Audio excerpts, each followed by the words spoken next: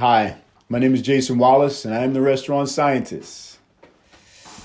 I'm coming to you today to speak about the inequalities within the entire food service industry. I'm not talking specifically about restaurants, but I'm talking about the food service industry as a whole, commercial sector, over $735 billion in sales, broken down into non-commercial military establishment, $64 billion, and military establishment, $3 billion. We're talking about 15 million employees. But I want to speak to you from the position of analyzing the inequalities within the food service industry. Now, I'm a 35-year food service professional, honorably discharged from the United States Navy, cooked in the Navy, went to the Culinary Institute of America, where just most recently I've acquired my master's degree in food business. So that means that I currently hold a culinary arts degree, a bachelor's in restaurant management, and a master's in food business. So when I say to you, I'm committed to an industry that I love, that truly hasn't loved me back as a black man, with opportunities and people who look like me, both female and male, I'm concerned. I'm not concerned about a revenue stream, because right now, feeding my soul is more important than a revenue stream. I need to chip away at unresolved issues as it relates to the inequalities for blacks in food service.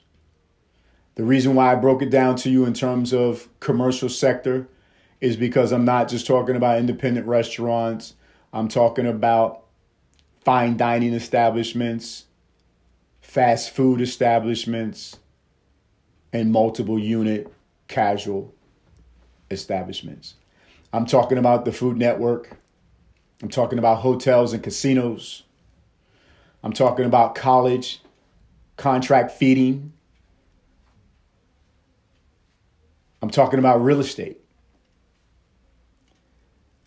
The fact is that black food service professionals quite often are not given the jobs and the titles or the pay. So when it comes to these opportunities for auditions on the Food Network, quite frankly, in 35 years, I've only heard of two, right? When these auditions are being held, when these shows are being created, black restaurateurs and black chefs and black restaurant managers are not being informed. We don't know. When Las Vegas revamped and Atlantic City revamped, and a lot of these casinos were under construction, those leases, those spaces that were available when those restaurants were seeking tenants, and most of them were seeking celebrity chefs as their tenants, as a draw. We don't know about those leases. We weren't informed that the place was even available. How many square feet, price per square foot. We're not being informed. We're not in that circle. We're not at those tables. And we literally are getting crumbs. And it's not acceptable. It's not acceptable. I know for a fact in the early 90s, after going to France, working in La Rochelle, France, working at Aurora and the Rainbow Room under Joe Baum and Associates and Gerard Pangot, even after years of experience, I was still being told, no, you're not ready for a sous chef. You need 5 more years as a line cook. Really? Well, I know a white guy graduated the CIA. He was a sous chef when he came out of school, right? Or 2 or 3 years later, he was a sous chef and was a chef managing partner within 5 years, right? So I know that the opportunities in the lanes are not the same. I kind of blame myself first, because that's just the nature of what I do, meaning that I was the founder of at Black Culinary Alliance with 17 other members, all CIA graduates. And our goal was to increase the visibility of blacks in food service. We weren't being exposed in food arts. We weren't being exposed in Gourmet Magazine. We weren't being exposed in Food and Wine Magazine. James Beard didn't recognize us. New York Times didn't recognize us. Quite frankly, because we weren't in a position as being chefs. We were cooks. We were prep cooks. And we were being told that we needed to be in that lane for 5 to 10 years before they would consider. And, we come up in those of us in the industry who often say, yes, chef, yes, chef. And I was one that says, no, chef, I can't, I won't. No, owner, I can't, I won't. So we went on and we formed an organization. And quite frankly, after about 10 to 15 years, I just went off the grid. I got tired of fighting that fight, and I apologize to you because part of the reason why we're in the same position we were in 1993, the exact same position, if not worse. I only know of 4, 5, maybe 6 African-American presidents of major food companies. Maybe 6, right? I know maybe 3 celebrity chefs, and the social distance between their money and the white chef's money on the Food Network is horrendous. They've been social distancing their money from us for many years now. And again, blame myself first. Sometimes I blame other colleagues, my other black colleagues, because quite frankly, many chefs didn't want to be black chefs in the 1995, 1998, 2000. They didn't want to be known as a black chef, especially if you were in that fine dining world, especially if you wanted to get respected as a chef who was French culinary trained from any of these major institutions, which obviously I'm a graduate of Culinary Institute of America, which I love today, sit on the diversity board up there. And obviously, like I said, I have 3 degrees from the Culinary Institute of America. I love my school. However, even with that type of pedigree, I still had a hard time gaining the respect.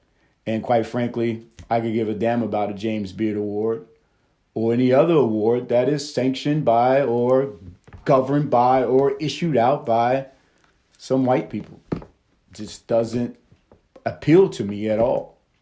But what does appeal to me is the opportunities that we have now amongst ourselves to really figure out how do we escalate opportunities throughout all of food service.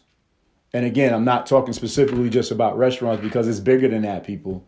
And I don't mind if those are out there talking about support black restaurants. Absolutely. I'm talking about that $700 billion industry that employs 15 million people.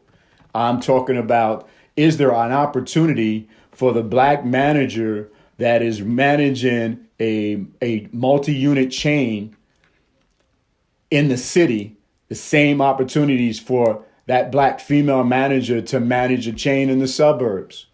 Does she have the opportunity to now be a district manager? But if she's stuck at a store in the inner city where the numbers are not as good as they are in the suburban areas, then obviously, the opportunities for her to grow and become president of that company are limited. That's what I'm here to talk about. That's what I'm going to be doing pushing forward. You're going to see my podcast. You're going to see my posts. I'm available. Again, this is not about, I don't even know, like I say, how I'm going to make money from this is not my issue. I'm here to be an advocate for blacks in food service because I am appalled at the current state of blacks in food service. And there are organizations out there and that have been out there that are supposedly lobbying and pushing for black issues, but yet we're still in the same position in 2020 that we were in 1995. The Food Network was created in 1993. They created a plethora of millionaires. I did a pilot once at the Food Network, and they told me that I didn't have the experience. Of course I don't have the experience. I'm a chef. But neither did any of those other white chefs, because we were all cooks. We were line cooks, right? So yeah, until you put me on camera, until you allow me to make mistakes over and over and over again, then I'll get better on camera. But if you allow the white guy or the white woman an opportunity to make those types of mistakes and grow, yeah, you're really cultivating, you're creating them as personalities.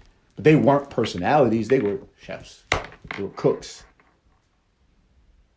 So when I watch these shows, which I don't really watch, because I can't handle it. I can't handle it. Because some of the judges, right, are not even cooks. Some of them were waitresses. Some of them were models.